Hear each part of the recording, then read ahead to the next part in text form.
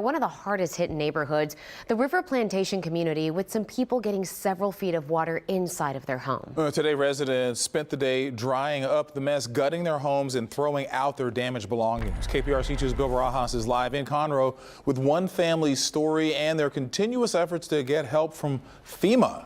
Bill.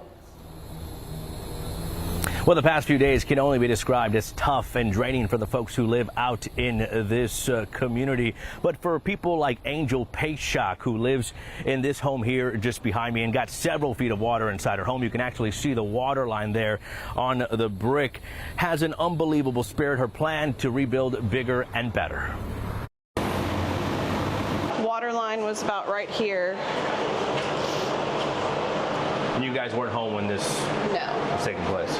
Yeah, we were staying with his family at the time, and then the nervousness of not knowing what's happening to your house and everything else. We tried to come here and the police officers had the roads closed, you know. Angel Payshak is doing what she can to focus on the positives, but it's easy to understand the emotion she might feel when walking through her home. And when you actually got in and you were able to see the house, you've only been in here for about 2 years. What was your gut reaction? I mean, it's heartbreaking to walk into something that you've worked your whole life for.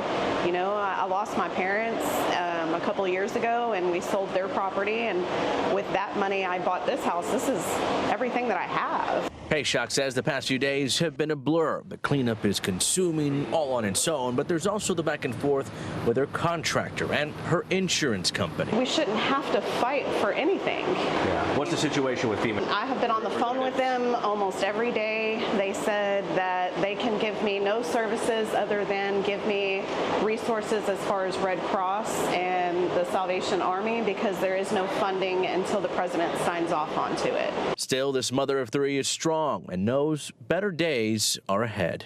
You know, I can't sit here and dwell and cry myself to sleep every night. Like, I have to stay strong for my kids and just know that eventually, one day, it's going to be better.